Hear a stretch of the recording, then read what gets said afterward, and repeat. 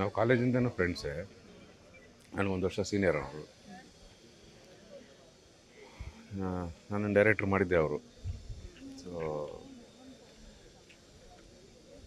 ಒಂಥರ friend, wellwisher, everything.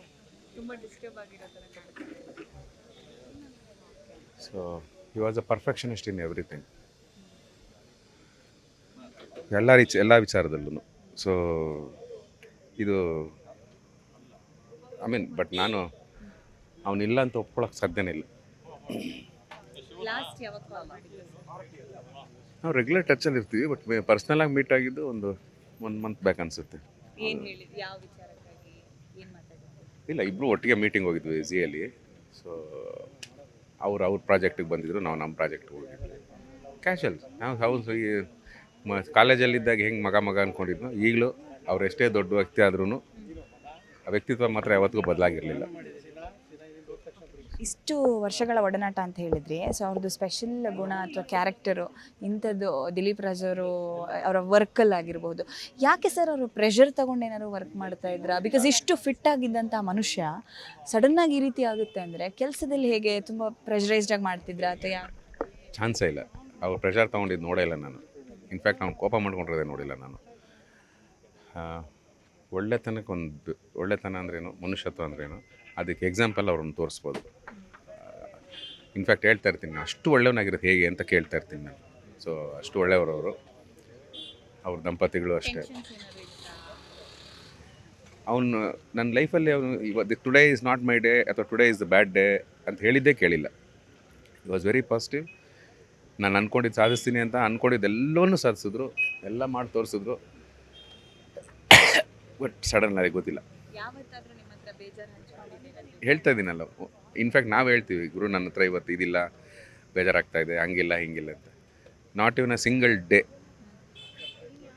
I am not happy ಅಂತ ಹೇಳಿರೋದು ನೋಡಿಲ್ಲ ನಾನು. ಸರ್, ಈಗ ಇಂಥ ವಿಚಾರಗಳು ಬಂದಾಗ ಅಂದರೆ ದಿಲೀಪ್ ರಾಜ್ ಅವ್ರು ನಿಧನರಾದ್ರು ಅಂದ ತಕ್ಷಣ ಥಟ್ ಅಂತ ಎಲ್ಲರ ತಲೆಗೆ ಹೋಗಿದ್ದು, ಇಷ್ಟು ಫಿಟ್ ಆಗಿದ್ದಾರೆ, ಇಷ್ಟು ಸಿನಿಮಾಗಳಲ್ಲಿ ಕಾಣಿಸ್ಕೋತಾರೆ, ಅವರ ಹಿಟ್ಲರ್ ಕಲ್ಯಾಣ ಧಾರಾವಾಹಿ ಆಗಿರ್ಬೋದು, ಎಲ್ಲವೂ ಕೂಡ ಸೂಪರಾಗಿ ಮೂಡಿಬರ್ತಾ ಇತ್ತು. ಆಮೇಲೆ ತುಂಬ ಡಯೆಟ್ಟು, ವರ್ಕೌಟ್ ಎಲ್ಲ ಮಾಡ್ತಾರೆ ಅಂತ. ಈಗಿರುವಂಥ ಜನ್ರೇಷನಲ್ಲಿ ಈಗ ಡಯೆಟ್ಟು, ವರ್ಕೌಟ್, ಫಿಟ್ನೆಸ್ಸು ಅಥವಾ ಈ ರೀತಿ ಹೃದಯಾಘಾತ ಆಗೋದು, ಇದರ ಬಗ್ಗೆ ನೀವು ನೋಡಿದಾಗ ನಿಮ್ಮ ಪಾಯಿಂಟ್ ಆಫ್ ವ್ಯೂ ಏನು ಅನಿಸುತ್ತೆ? ಏನು ಮಿಸ್ ಆಗ್ತಾ ಇದೆ? ಬಿಕಾಸ್ ಯಾವ ಏಜ್, ಯಾವ ನಂಬರ್ ಅಂತಲೂ ಇಲ್ಲ, ಈ ಹಾರ್ಟ್ ಅಟ್ಯಾಕ್ ಅನ್ನೋದು ಎಲ್ಲರಿಗೂ ಒಂದು ನಾರ್ಮಲ್ ಥಿಂಗ್ ಆಗೋಗ್ಬಿಟ್ಟಿದೆ. ಏನು ಮಿಸ್ ಆಗ್ತಾ ಇದೆ ಅಂತ ನಿಮ್ಗೆ ಅನ್ಸುತ್ತೆ? ಮೇಡಮ್, ಏನು ಮಿಸ್ ಆಗುವಂಥ, ಇವಾಗ ಫಾರ್ ಎಕ್ಸಾಂಪಲ್ ನಮ್ಮನ್ನು ನಾವು ಕಾಪಾಡ್ಕೋಬೋದು ಹೆಲ್ತಿಯಾಗಿ, ಬಟ್ ಫೈನಲ್ ಡಿಸಿಷನ್ ಕಾಪಾಡಬೇಕಾ ಬೇಡವಾ ಅಂತ ಅವರು. ಸೊ ಏನೂ ಮಾಡೋಕ್ಕಾಗಲ್ಲ. ಆ ವಿಷಯದಲ್ಲಿ ದೇವ್ರನ್ನ ದೂಷಿಸಬೇಕು ಅಷ್ಟೇ. ನಾವು ತುಂಬ ಕಾನ್ಷಿಯಸ್ ಆಗಿರ್ತೀವಿ, ಎಲ್ಲ ರೀತಿಯಿಂದನೂ ಫಿಟ್ನೆಸ್ ಫಾಲೋ ಮಾಡ್ತೀವಿ. ಒಂದು ಹ್ಯಾಬಿಟು ಇಲ್ಲ ಅವನಿಗೆ. ಹಾಂ. ಸೊ ಬಟ್ ಆ ಟೈಮ್ಗೆ ಅಂತ ಬರೆದಿತ್ತೋ ಏನೋ ಗೊತ್ತಿಲ್ಲ. ಬಟ್ ಒಳ್ಳೆತನ ಸತ್ತೋಯ್ತು ಅನ್ನೋದೇ ಬೇಜಾರು. ನಿಮ್ಮ ಅವರ ಒಂದು ಬೆಸ್ಟ್ ಮೆಮೊರಿ ಯಾವುದು? ಏನು ನೆನಪಿಸ್ಕೋತೀರಾ? ದಿಲೀಪ್ ರಾಜ್ ಅಂದರೆ ಥಟ್ ಅಂತ ನಿಮ್ಮ ಕಣ್ಮುಂದೆ ಬರುವಂಥದ್ದು ಏನು ನೆನಪಾಗುತ್ತೆ ಅವ್ರ ಹೆಸರು ಕೇಳ್ತಾರೆ?